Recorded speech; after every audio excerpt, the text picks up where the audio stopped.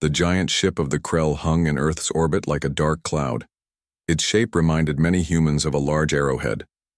The Krell had first made contact with Earth 5 years ago.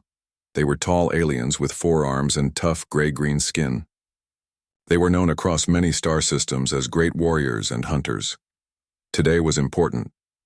The Krell Supreme Hunter Vexnar had invited one human to join their sacred hunting ritual called the Kalath. The Krell thought humans were weak, but wanted to keep good relations with Earth. Alan Rogers stood in the large meeting room on the Krell ship. He was not very tall or muscular. His brown hair was cut short, and his face had lines from years spent outdoors. At 45, he had spent half his life as a Marine, and the other half as a guide in the mountains of Montana. His hands were rough from work, and his eyes missed nothing. "This human is your champion?" Vexnar asked the Earth ambassador. The alien's voice was deep and rough. "He looks small." The ambassador smiled. "Alan is one of our best wilderness guides and hunters. He has tracked game across some of Earth's hardest places." Vexnar was not impressed. The Krell leader stood nearly 8 feet tall. Each of his 4 arms ended in hands with sharp claws. His face had 2 large yellow eyes and rows of small pointed teeth. "The Kalath is not a simple hunt," Vexnar said. "It tests skill, courage, and strength. Many Krell warriors have died during this ritual." Alan just nodded. He had been studying the Krell since they arrived. He knew they valued actions over words. Commander Zartik, Vexnar's second-in-command, walked around Alan. His upper arms were crossed over his chest while his lower arms held a glowing data pad. "His muscles are like a child's," Zartik said with a laugh. "How can he carry his kill back to camp? Perhaps we should give him a smaller hunting area." Some of the Krell warriors laughed. Alan stayed quiet. The Earth ambassador looked worried, but Alan placed a hand on her arm. "It's fine," he said softly. Vexnar held up one of his upper hands and the laughter stopped. "The rules of the Kalath are clear. We will hunt on the moon of Terex for 3 days. Each hunter may choose their weapons and tools. The one who brings back the most prey wins honor for their people." Alan stepped forward. "What can you tell me about the hunting grounds?" Vexnar seemed surprised by the question. "Terex has thick forests and wide plains. The days are hot, and the nights are cold. There are many animals, from small grass eaters to large predators." "Tell me about these predators," Alan said. Zartik tapped on his data pad, and a large image appeared in the air. It showed a creature with 6 legs, a long body covered in thick fur, and a mouthful of fangs. It looked something like a tiger mixed with a wolf, but much larger. "This is the Nexu," Zartik said. "The greatest prize on Terex.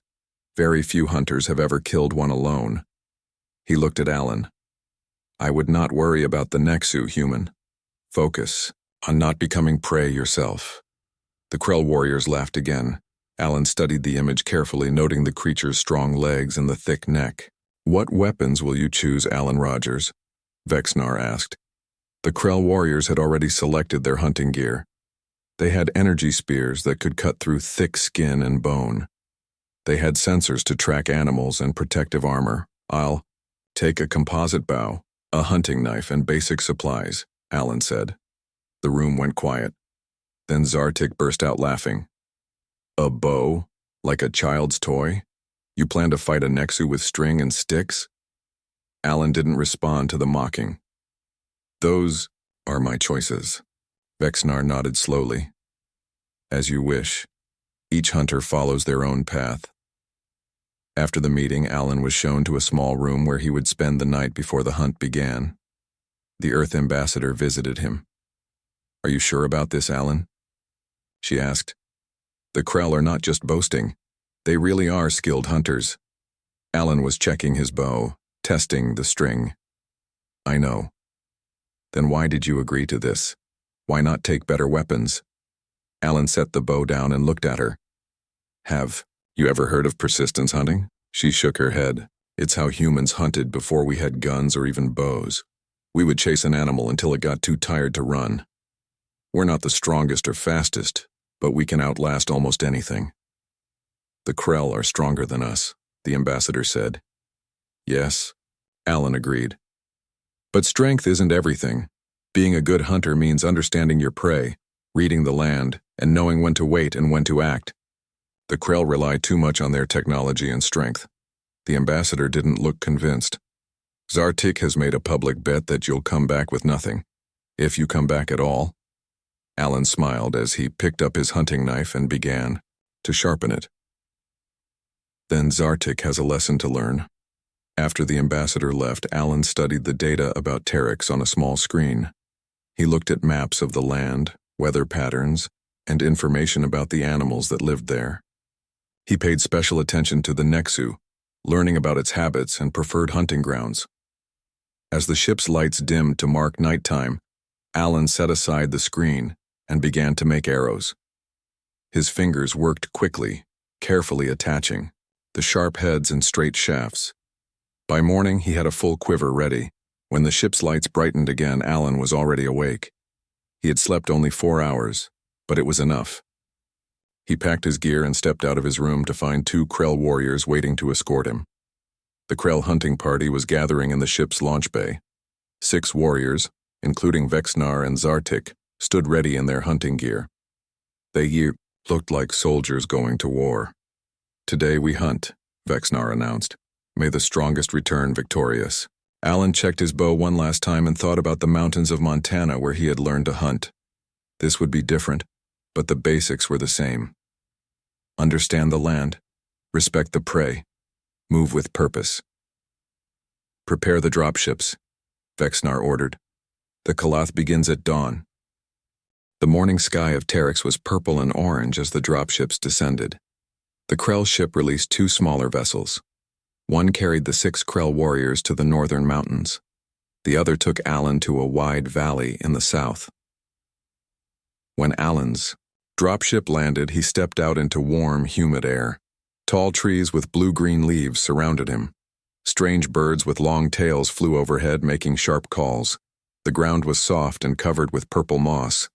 Alan took a deep breath, getting used to the slightly sweet smell of the air. The dropship rose back into the sky, leaving Alan alone. He would be picked up at the same spot in 3 days. First, Alan needed to understand his surroundings. He climbed a nearby hill to get a better view. From the top, he could see that the valley stretched for many miles. A wide river cut through the middle. In the distance, the land rose into rocky hills. "Water means life," Alan said to himself. Animals would come to the river to drink. That's where he would find prey. Alan moved down the hill toward the river. He walked carefully, watching for signs of animals. He noticed broken branches, footprints in the soft ground, and half-eaten plants. These were all clues that told him what kind of animals lived here and where they went. Meanwhile, the Krell hunting party had set up a base camp on a flat rock overlooking a wide plain. Vexnar directed the warriors to set up their equipment. They put sensors around the camp that would warn them of approaching animals. They set up a shelter and a communication system to stay in touch with their main ship. "Zartik, take 2 warriors and scout to the east," Vexnar ordered. "Look for signs of a Nexu. I will take the others west." Zartik nodded and selected 2 warriors. The sensors show there was animal movement near the river last night. Perhaps a Nexu hunting smaller prey. Before they left, one of the warriors checked a screen on his arm. "Supreme Hunter, the sensors are picking up the human's movements. He is heading directly to the river basin." Zartik laughed. "At least he knows to find water. But he moves without caution. Any predator will see him coming."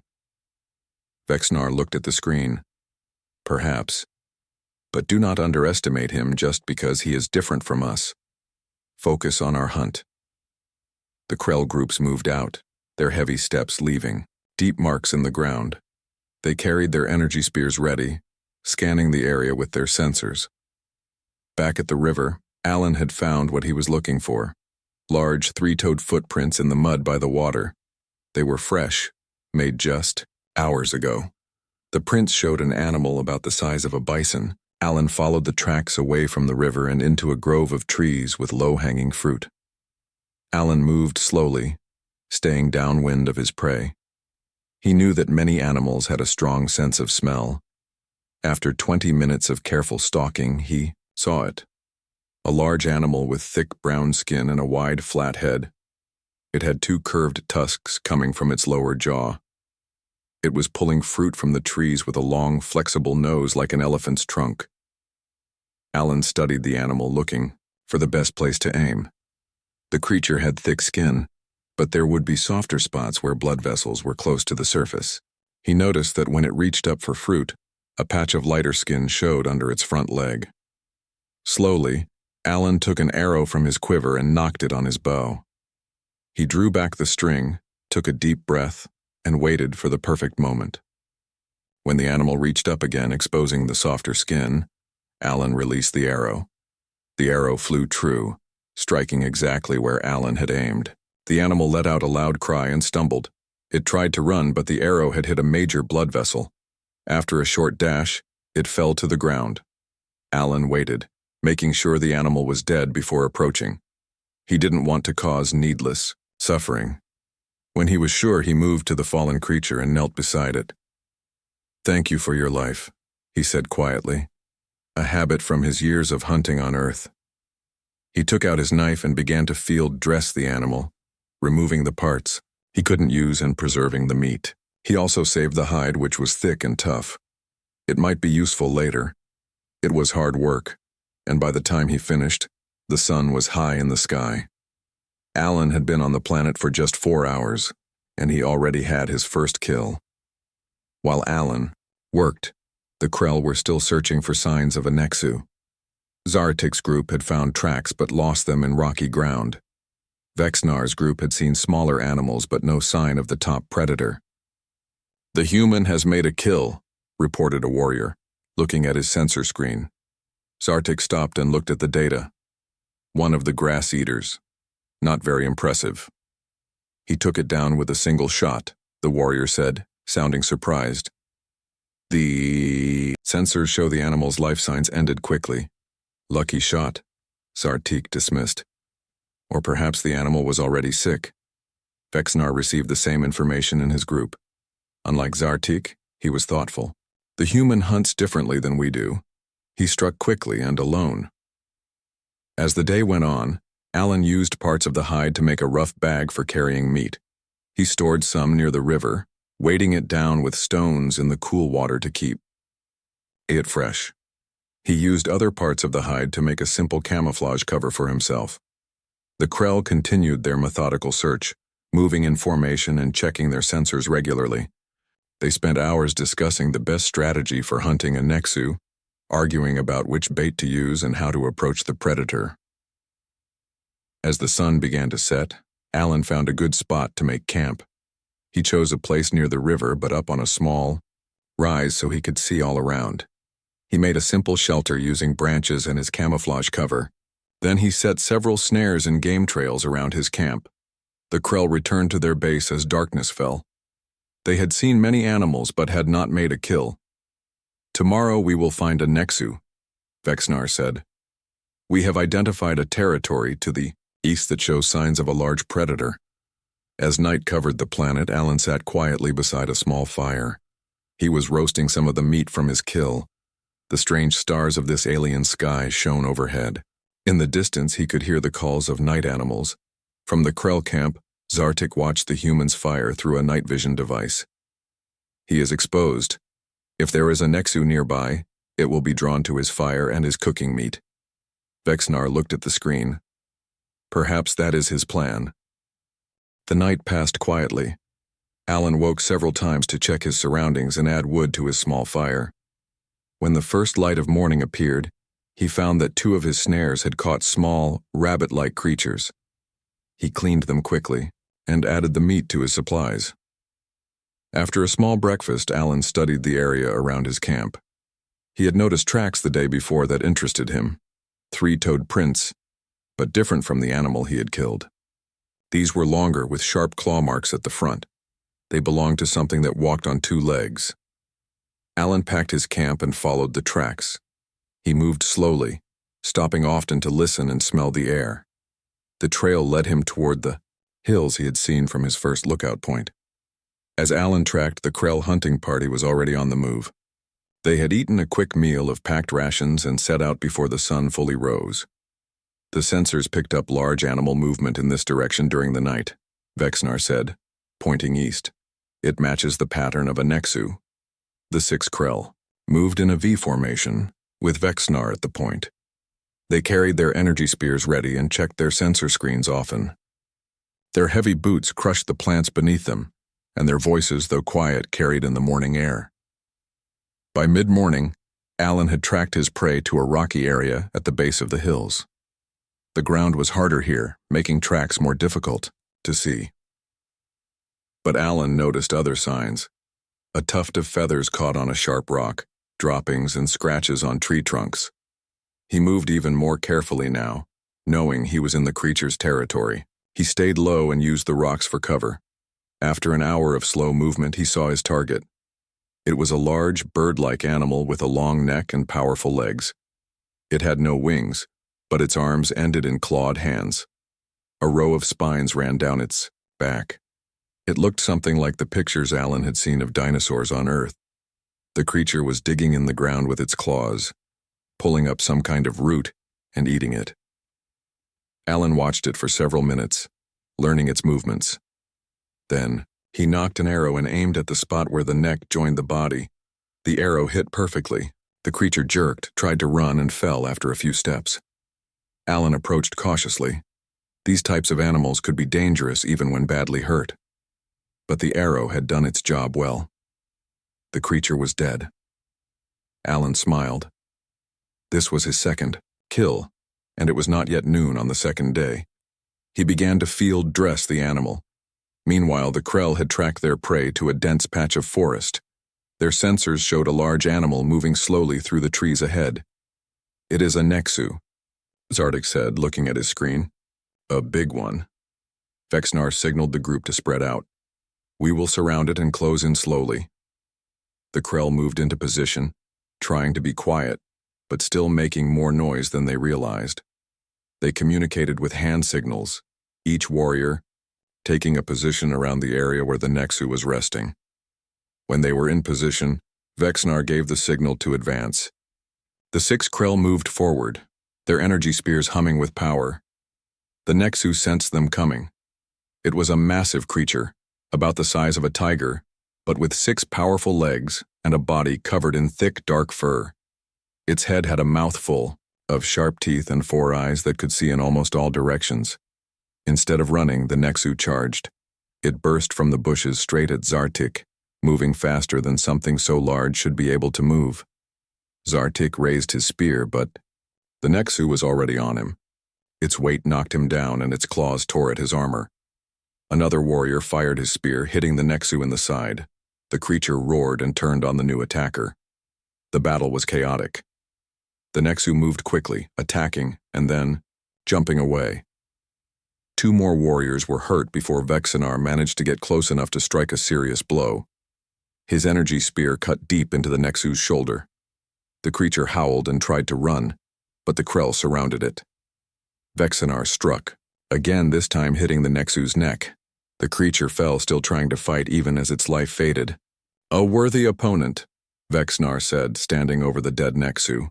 The Krell warriors cheered, though 2 were badly hurt and would need medical help. Zartik checked his armor, which was torn and dented. "It nearly got through. These creatures are stronger than our report suggested." As they prepared to carry their kill back to camp, a message came from their ship in orbit. "Supreme Hunter," the voice said. "The human has returned to the extraction point with 2 confirmed kills." The Krell warriors looked at each other in surprise. 2 kills? Already? Zartik couldn't hide his shock. "How is that possible?" "He has no sensors, no proper weapons." Vexnar didn't speak for a moment. Then he said, "Show me the footage from the extraction point." On Zartik's screen, they saw Alan at the drop zone. He had built a simple rack to hold his meat and skins. The remains of 2 different animals were clearly visible. Alan was working on the bird-like creature, cutting strips of meat to dry in the sun. As they watched, Alan finished his work, covered the meat with large leaves to keep off insects, and picked up his bow. He looked at the sky, checked the position of the sun, and then headed off again, moving with purpose. "Where is he going?" one of the warriors asked. Vexnar checked the map on his own screen. "According to our scans, he is heading toward an area with multiple Nexu signals." Zartik stared at the screen. He can't be serious. No lone hunter attacks a Nexu territory. Yet that appears to be his plan, Vexnar said. There was a new tone in his voice, something like respect. The Krell carried their Nexu back to their camp. The two injured warriors needed treatment, so they called for a medical shuttle from the main ship. As they waited, they prepared their kill, following the ritual practices of their people. Night was falling again. The Krell decided to stay at their camp until morning. The injured warriors would be taken to the ship, but the others would continue the hunt. "Tomorrow we must find more prey," Zartik said. "The human cannot be allowed to win." Vexnar was quiet, studying the data from the sensors that tracked Alan's movements. The human had stopped for the night in a large tree at the edge of a clearing. The sensors showed 3 separate Nexu signals in the area. "He hunts differently than we do," Vexnar finally said. "He uses his small size and quiet movement. He watches and learns before he strikes." "Those tricks won't work against a Nexu," Zartik said. "He will be killed." "Perhaps," Vexnar replied, "but I think we may have misjudged this human." Alan woke before the sun rose. He sat still in his tree listening to the sounds of the morning. He had chosen this spot carefully the night before. The tree was tall and strong, with thick branches that could hold his weight. It overlooked a small clearing where he had seen animal tracks and signs of feeding. As the first light touched the sky, Alan saw movement at the edge of the clearing. A Nexu stepped out from the trees. It was a female, smaller than the males but still very large. She moved with grace, her 6 legs carrying her silently across the ground. She was hunting, her 4 eyes scanning the area for prey. Alan did not move. He barely breathed. He knew that predators like this had sharp senses. The breeze was blowing toward him, carrying the Nexu's scent but not his own. That was good. He watched as the Nexu stalked a group of small, deer-like animals that had come to feed in the clearing. Her patience impressed him. She waited, perfectly, still until one animal strayed too far from the group. Then she exploded into action, covering the ground between them in seconds. Her teeth closed on the animal's neck, ending its life quickly. Alan continued to watch as the Nexu dragged her kill under a tree and began to eat. He studied how she moved, where her muscles were strongest, and where she might be vulnerable. When she finished eating, she cleaned her face with her front paws, much like a cat. Then she lay down in the shade to rest. This was the moment Alan had been waiting for. A predator was often less alert after feeding. He slowly raised his bow and took an arrow from his quiver. The movement was so gradual that it took him nearly 5 minutes to fully draw the bow. He aimed carefully, selecting the spot where the Nexu's neck joined her skull. It would be a quick, clean kill if he hit it right. Alan took a slow breath, held it, and released the arrow. The arrow flew true, striking exactly where Alan had aimed. The Nexu jerked once, and then lay still. Alan waited, watching for any sign of movement. There was none. After 10 minutes, Alan climbed down from the tree and approached cautiously. The Nexu was dead, the arrow having severed her spine at the base of the skull. Alan knelt beside the large predator, admiring her powerful body and beautiful fur. "Thank you," he said softly, his hunter's respect for a worthy prey. Meanwhile, the Krell hunting party had split into 2 groups.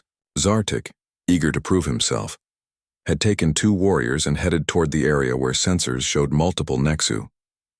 Vexnar and the other warrior continued tracking a large plant-eater they had found signs of the day before. Zartik moved quickly, less careful about noise than he should have been. His pride had been hurt by the human's success, and he was determined to kill a Nexu himself. "There is a clearing ahead," one of his warriors said, checking the sensor screen. "The sensors show 3 Nexu were in the area during the night. We will find one and kill it," Zartik said. "Prepare your spears." As they approached the clearing, they heard roars and snarling. They moved forward more carefully and saw 3 male Nexu fighting over territory. The beasts were even larger.